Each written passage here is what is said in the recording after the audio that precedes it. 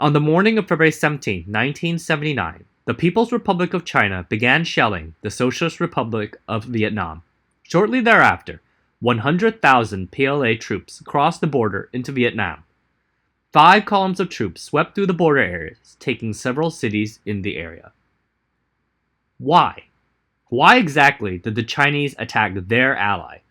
The Chinese and Vietnamese Communist parties share Marxist ideologies, and Ho Chi Minh had repeatedly said that China and Vietnam were comrades and brothers. The Chinese played a crucial role in helping the Vietnamese eject the imperialist French and Americans. And when Marxist comrades disagree, they are supposed to settle their issues with arguments based on Marxist theory, not artillery shells. So what was the reason for this move? As with all historical incidents, the military invasion that we now know as the Sino-Vietnamese War of 1979 comes as a result of a long line of irritating offenses and quibbles spiraling into outright conflict.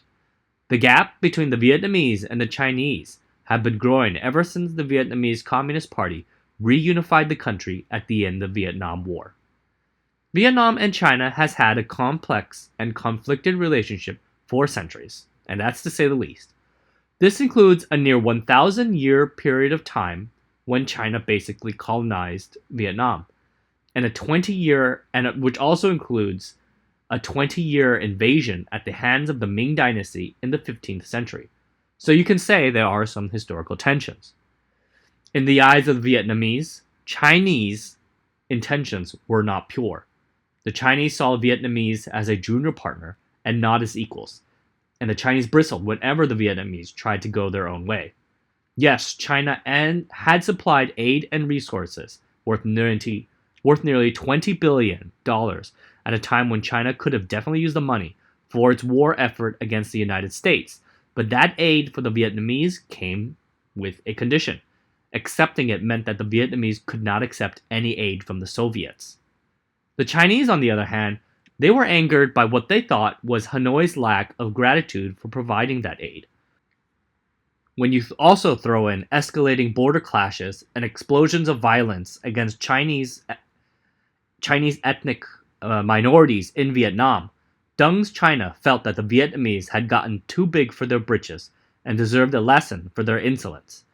Perhaps this confirms the Vietnamese notion that the Chinese would forever treat them as a junior partner, but such a notion was apparently lost on the Chinese.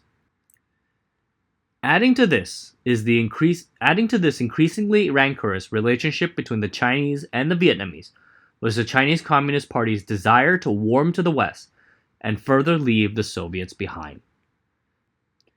It might better help you understand the Chinese Communist Party's motives to know that at a period of time, the party saw the Soviet Union as its biggest foreign policy threat.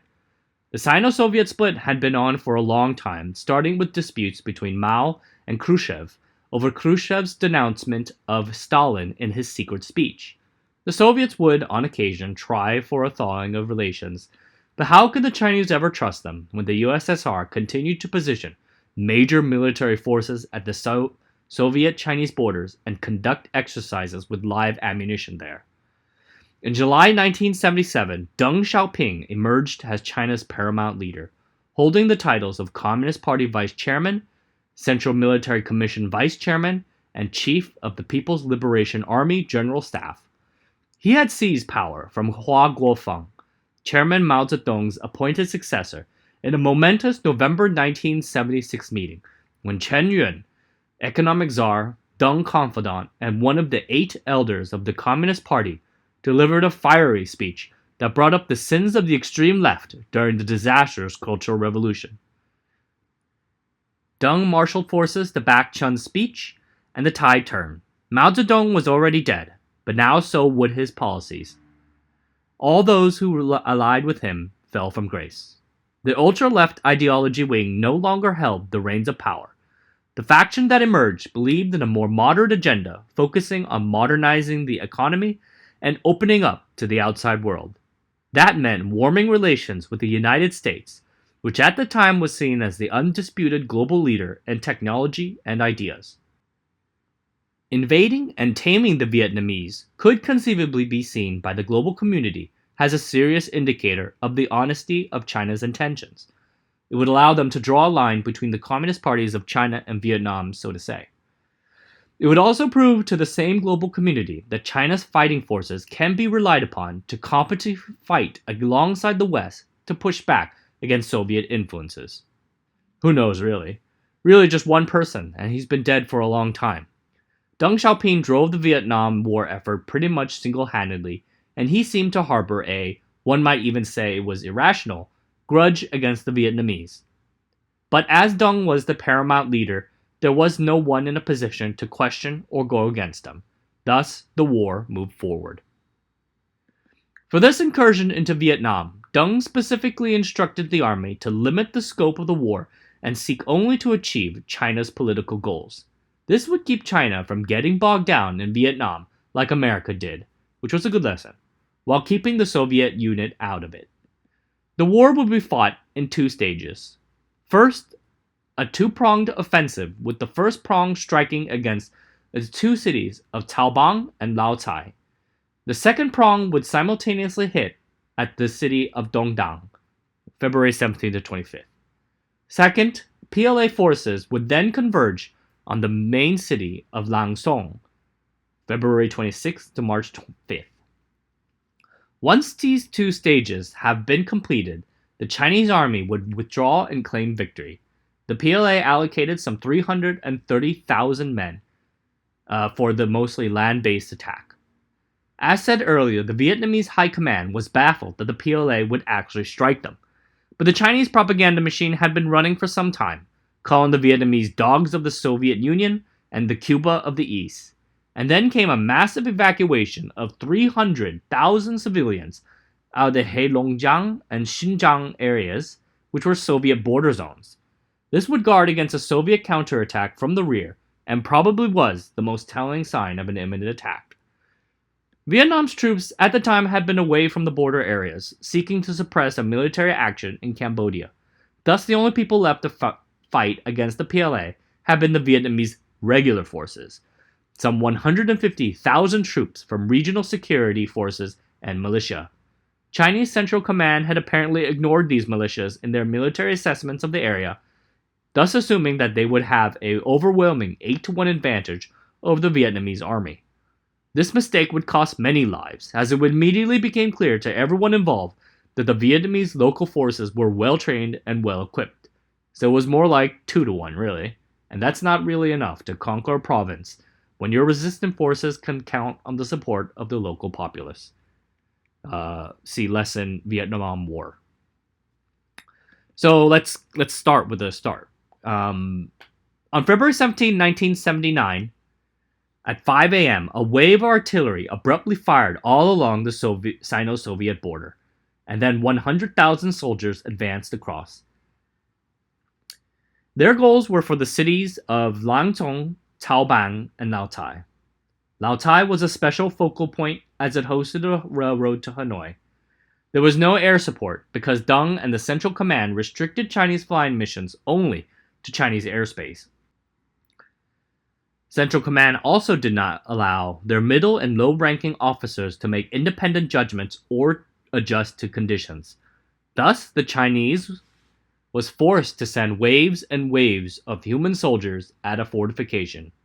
It worked better than you might actually think, as long as you're okay with thousands of your men dying. Through sheer force of numbers, they made progress. The PLA advanced 10 miles into Vietnam, and they took several border towns, crossing the river and pushing into Lao Cai. They took 2 small towns en route to a larger city called Dong Dang, whereupon they met their first regular army regiment, the Vietnamese Flying Tiger Regiment. On February 20th, Beijing finally began to publicize what they had done, reporting that they had caused very heavy losses on the Vietnamese. According to them, some 10,000 Vietnamese had been wounded or killed, as opposed to just 2,000 to 3,000 on the Chinese side. But the Chinese were taking it on the chin too. The PLA soldiers quickly found out what the Americans already knew after 2 decades of fighting the Vietnam War. Jungle fighting is hard. The PLA did not train well for these conditions and suffered immense casualties, from tunnel/jungle warfare, booby traps, landmines, and the famous bamboo stakes. The Vietnamese had fortified the border provinces with tunnels, caves, and trenches, and the well-armed militia knew how to use them. The rain came and bogged down everything, and the PLA had to resort to using horses and donkeys to transport goods and weapons through mucky roads and rocky mountains. Infantry soldiers tied themselves to their tanks so that they would not fall off, which made for excellent targets when the enemy ambushed them. Tank units suffered especially heavy losses. 87% of them experienced some form of damage. Nevertheless, they made progress, with the capture of Lao Tai and Cao Bang. On February 21st and 22nd, the Chinese and Vietnamese reinforced their forces and converged towards Lang Son, where the heaviest fighting would eventually take place. Lang Son is a mere 85 miles from Hanoi. It is bordered by a rugged mountainous region at its north and an open plain at its south. Two PLA divisions approached this city from Dan Dong and Loc Binh, cutting off all the roads in and out. When Mao was alive, his strategy when fighting urban battles was to first occupy the countryside, so to make sure that their forces do not get bogged down once they're inside. Here now the PLA would follow that strategy, having the city mostly surrounded by March 2nd. Thousands of corpses littered the highways with casualties on both sides.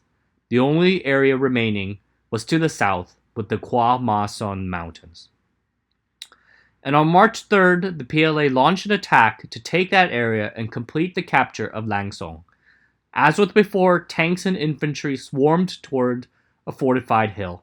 It worked as planned, and the hill had been captured in just 10 minutes. They then blew up adjacent Vietnamese artillery firing positions to complete the encirclement and capture Lang Son. Deng and the Chinese High Command had from the very start of the attack emphasized that the excursion would not last long. They publicly announced that this was a limited war with limited aims. The goal was to keep the Vietnamese in line. And on February 23rd, a week into the fighting, ambassadors and reporters were told the war would last, quote unquote, about another week and a few days, a couple of 10 days and a few days more. Not that long. The Chinese did this because they knew if the war dragged on, then larger powers would have to get involved, and they really wanted to keep the Soviet Union from intervening. This approach succeeded, as the Soviets would, in the end, stay out of it as long as the scale of the fighting remained limited. Thus, on March 5th, a week after remarks on February 23rd, Beijing did indeed announce that they had, quote-unquote, advanced 30 to 80 miles, taken the capitals of Lang Son, Cao Bang, and Lao Tai, and 17 other countries and cities, and damaged severely 4 regular divisions and 10 regiments of the enemy forces, and they were going to withdraw. Their party's political goals had been achieved. The Vietnamese, for their part, decided not to escalate the situation and allowed the retreat to happen in an orderly manner. You have to give the Communist Party credit for sticking to their word. Army commanders or government hawks can easily engulf the whole thing into a much larger conflict. After all, your men gave their lives to take this territory, and now you want to give it back to the enemy? So you really do have to give them some credit there. So let's talk a little bit about the PLA military tactics. Deng is a different leader from Mao, but as military leaders, they have very similar strategies. Annihilate the enemy force, usually by encircling the enemy. One of the major generals in the war said that the central leadership told him to use a butcher's knife to kill a chick, meaning to use razor-sharp strikes to destroy the enemy's vital areas while avoiding the enemy's strengths. But when Central Command believes that they conceive the strategic advantage, then they will endure immense losses. Even when the Vietnamese defenders seem well fortified, the Chinese push their infantrymen into close massed combat to take that location, which does not seem all that fun to me. I've read a few books on the Vietnam War before, and I was struck by the brutal and cruel nature of close combat with the Vietnamese army. The Chinese army commanders were reported to constantly ask for aerial bombing support, but Central Command had restricted flights to being only over Chinese airspace for political reasons. Thus, the infantry was on their own, and as a result, they took immense casualties. There are a lot of varying sources about how many Chinese casualties the PLA took. Beijing initially said 20,000 or 20,000 killed or wounded during the 3-week battle period. Hanoi said they inflicted about 42,000 casualties. Other estimates are in the middle. There's about 25,000 PLA killed and 37,000 more wounded. But regardless of however you sell the numbers here, a lot of Chinese soldiers died. The United States suffered some 356,962 killed or wounded over a span of 20 years. The PLA would have done that amount in one. So how the People's Liberation Army, though, performed in the Sino-Vietnamese War actually doesn't really tell us about how much you'll fight a future one. It happened so fast, you don't really have that much information. It happened in a relatively remote area. So we only know what the Chinese actually claim in their docs. But even party officials know that the PLA underperformed on an operational basis. Army planners had claimed that it would take just a week to conquer Hanoi. But the reality is that it took 16 days and 10 full divisions to capture a third of that distance. And they weren't even facing the real Vietnamese army. PLA weapons were backwards. Tactics needed to be updated from back when Mao was alive, and morale was most troublingly low. The top-down command structure meant that soldiers felt that their lives were being wasted, and documents recorded situations of where some units were, quote-unquote, forced to advance, whatever that means. Things have changed a lot now, and today the PLA is a much different fighting force. But the fighting gives you a good sense of how the Chinese Communist Party sees war. To the Communist Party, war and the PLA are tools that aid in the party's political goals. If the party manages to achieve those goals, then the PLA too has succeeded, regardless of how many soldiers are maimed or dead, or how well the army itself fought. And it reminds me a lot of the tactics of the Red Army. Throw a lot of people at it and see what happens. Thus, the party believes that it successfully delivered a message to Vietnam, and thus the PLA can say that they have won the Sino-Vietnamese War.